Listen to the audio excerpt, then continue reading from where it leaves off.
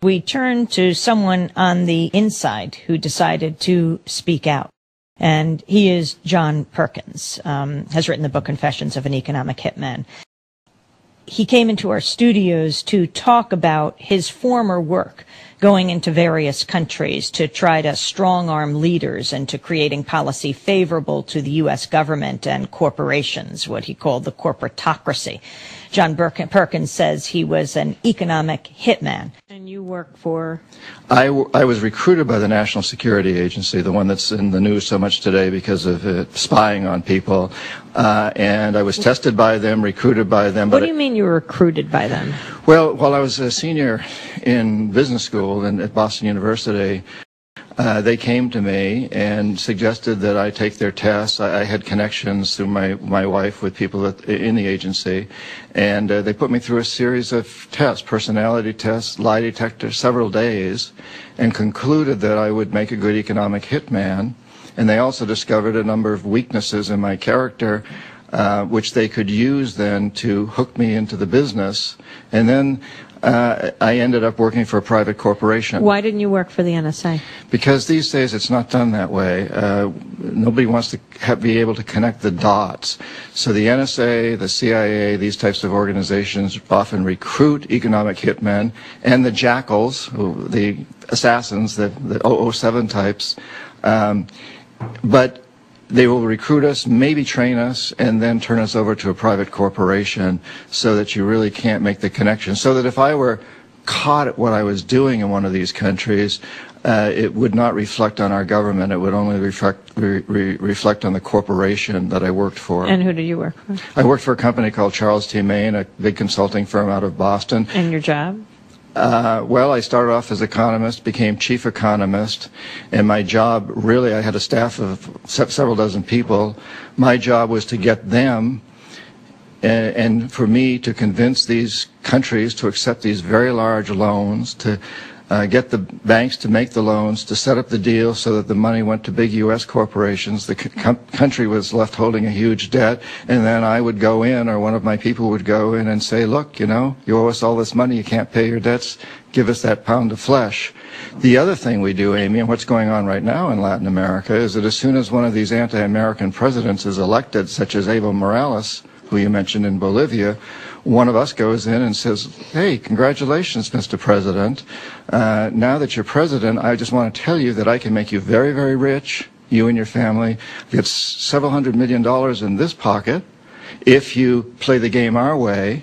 If you decide not to, over in this pocket I've got a gun with a bullet with your name on it in case you decide to keep your campaign promises and throw us out. Well, explain actually how that plays out, because it's not really in this pocket. No, it's what I'm saying is that I can make sure that this man makes a great deal of money, he and his family, through contracts, through various quasi-legal means. And I can also, if he doesn't accept this, the same thing's going to happen to him that happened to Jaime Roldos in Ecuador, and Omar Torrijos in Panama, and Allende in Chile, and we tried to do it to Chavez in Venezuela, and are still trying, that we will send in the people to try to overthrow him, as in fact we recently did with the president of Ecuador.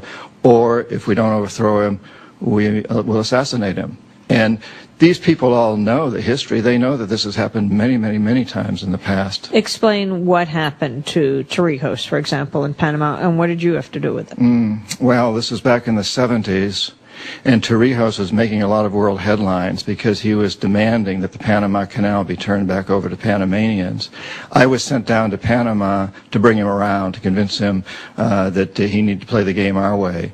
And he invited me to a little bungalow outside Panama City, and he said, look, I know the game, and I know if I play it your way, I'll become very rich.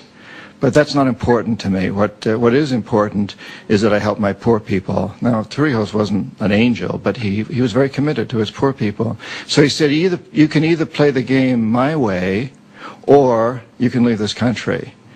And I talked to my bosses, and we all decided I should stay. Maybe I could bring him around. In the meantime, we could make some money. And so I stayed. But I knew the whole world was watching Torrijos because of this Panama Canal issue. And that if he didn't come around, the jackals would be likely to come in.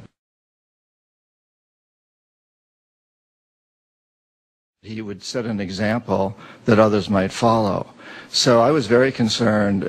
I like Torrijos, and one of the reasons I wanted to bring him around was not just because it was my job, but because I wanted to see him survive. And because he didn't come around, sure enough, he was assassinated. How?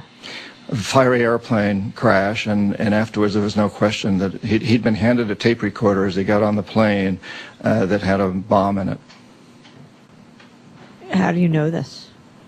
Well, I know the people that did the investigation afterwards, and this is pretty well documented in many places also, but I personally was aware of what went on. And of course, our official line here was that, of course, that wasn't what happened. The plane simply blew up and hit a mountain.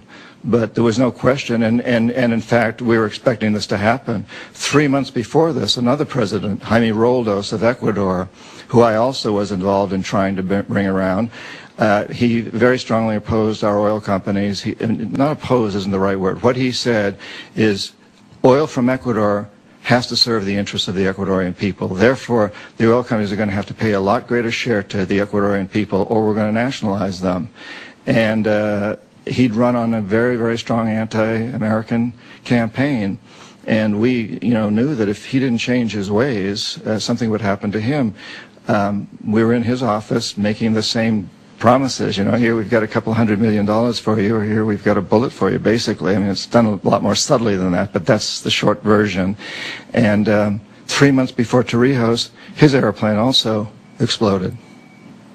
And what did the investigation reveal in that case? Well, if you're talking about FBI investigations, it revealed that there was an airplane that exploded in both cases. If you're talking about local investigations and investigations that were done by many international journalists, there were explosives on those planes, both of them.